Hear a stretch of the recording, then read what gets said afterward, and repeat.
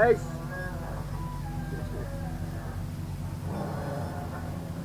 Bagong araw naman guys.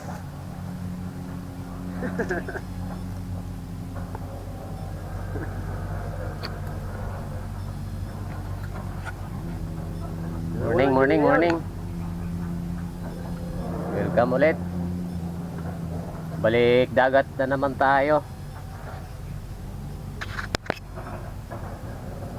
Kumusta po kayong lahat dyan? Welcome ulit sa ating channel. Bali, di-dive ulit tayo ngayon. Pero kahit anong pwedeng makuha, kahit anong target pwede kukunin natin. Pangulam lang. Dalawa lang kami ni Uncle Ricky.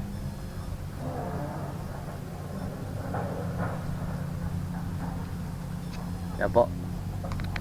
Maraming salamat po sa lahat mga viewers, silent viewers natin dyan, mga subscribers. Sa mga di pa po nakapag-subscribe, please po, i-subscribe naman po para malaking tulong na po sa channel natin yan.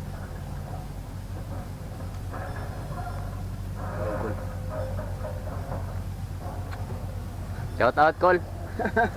Shout out sa mga divers nga hindi sumama ngayon. Yung lugar. Shout out sa taga Banay-Banay, Ganyo Corilla. Mamana naman kami. Yan. Shout out sa pare ko dyan sa Davao, Merge Ibanez, pre, Bibot Bimbo. Shout out. Kumusta pa kayo, pre? Yan. Gear up. You guys ready na? Target natin ngayon kahit anong pangulam lang. Kasi di pa tayo makadive sa gabi kasi malaki pa yung buwan. Mga sa susunod na linggo pa yata bago kuan ulit new moon. Kaya tiis na lang muna sa araw. Malilita pa na rin yung dala natin ngayon.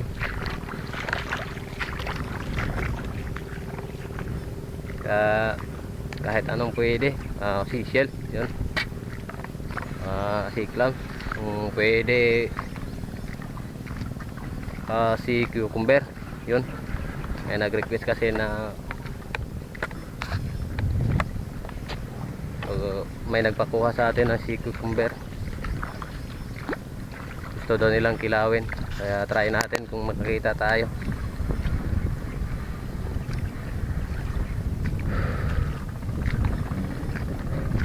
Yun, abang-abang na lang. Maraming salamat. Welcome back ulit sa ating channel, guys. Balik dagat na naman tayo. Katatapos lang natin doon sa pangunguha ng pulot ng pukyutan. Kaya nakapag-decide kami na mamana. Bali kahit anong pwedeng pangulam. Kasi matagal-tagal na din kaming hindi nakapamana. Mga halos 1 linggo na. Kaya yun, let's go.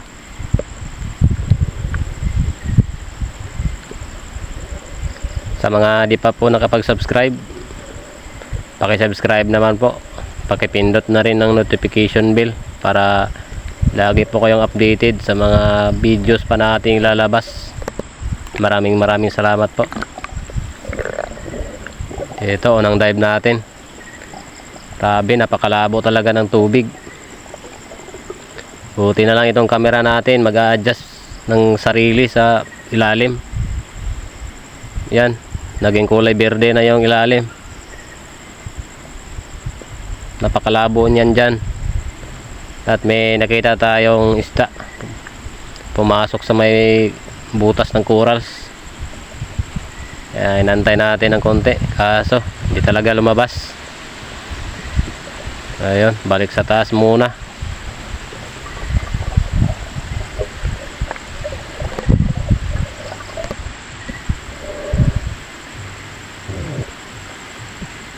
Another dive.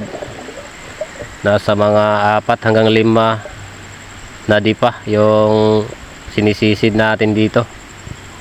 Kasi doon banda sa may mababaw, halos hindi makita kahit bato. Dito guys, may nakita tayong stripe na kulay ng isda. Yun, sa pool. Pwede na to. Unang isda natin sa dive na to. Bali, naka-6 na dive lang yata tayo dito.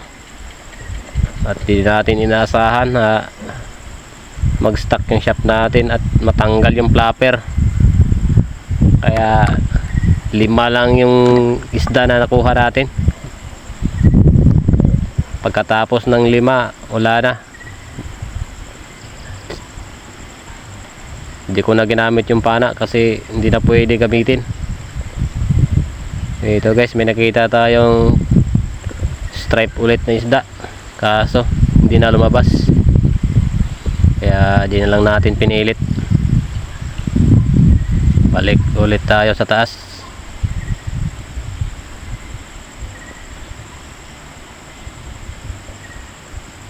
Bali, itong dive na to guys, pagkatapos namin kumain, first dive namin, bumalik pa kami pagka bandang hapon. Kaso hindi ko inaasahan ng mangyayari. Kada record pala ng camera natin, hindi na siya gumagana. Akala ko naghang lang. Yung pala, puno na pala yung memory card. Sayang. Sa pangalawang dive natin, marami sana tayong nakukuhang mga seashell. Meron ding mga clams. Kaso di na natin nakuhanan kasi yun na nga, memory full na pala. Sayang talaga. Ito guys, dampot ko nitong shell na to, yung pana natin nasira na yan. Kaya ibang pana yung ginamit natin, yung mas maliit. Naghahunt na lang tayo ng pwedeng pangkinilaw, yung mga maliliit. Tsaka ito, mga kinhason. Ito na lang yung tinarget natin kasi wala na talaga yung pana natin, hindi na pwede.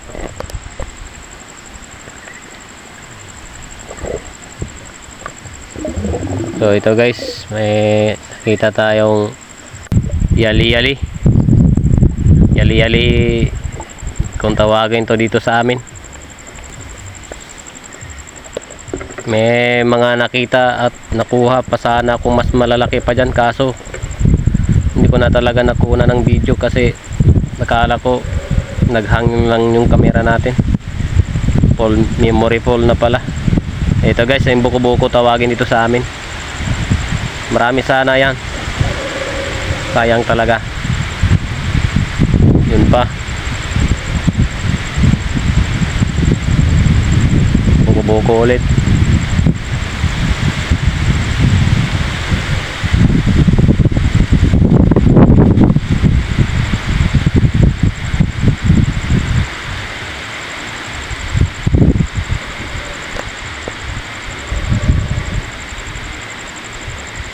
Ito guys, may nakita ulit tayong buko-buko.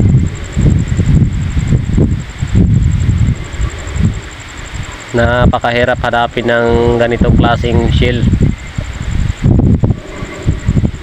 Kailangan talaga na dilat mo talaga yung gusto yung mga mata mo, kasi para na din siyang bato kung tingnan.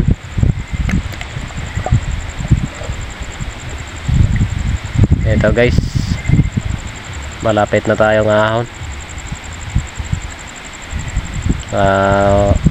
Kakain muna kami ng tanghalian.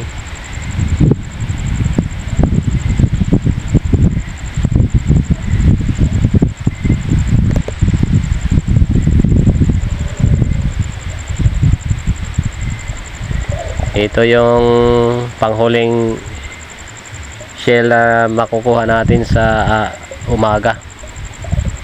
Pagkatapos dito, umahon na kami at nagpi-prepare na ng para tanghalian.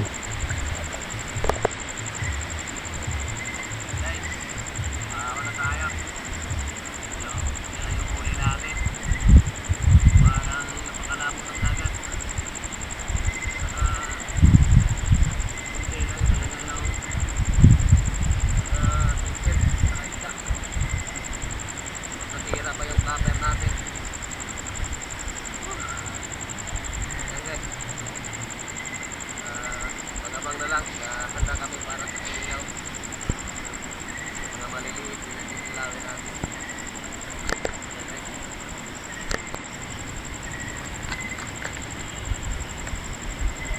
So ito na lahat yung huli natin. Yan ang sinasabi kong 5 lang yung huli natin kasi nasira na yung flapper. Yung mga maliliit, yan ang huli ng kasama ko. Yan ang kikilawin natin. Naguban.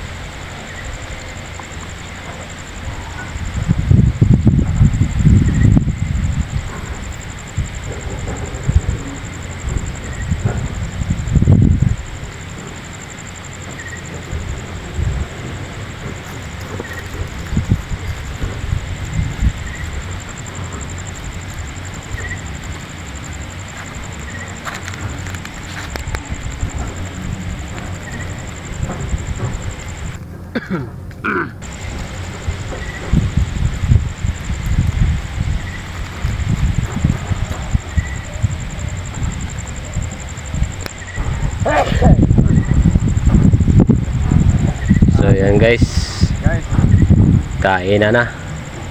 Again, maraming salamat po sa inyong lahat, sa yung inyong walang sawang suporta at panonood sa ating mga video. Pagpalain po sana tayong lahat, yung buong may kapal. Again, to God be the glory. God bless us all. Thank you po.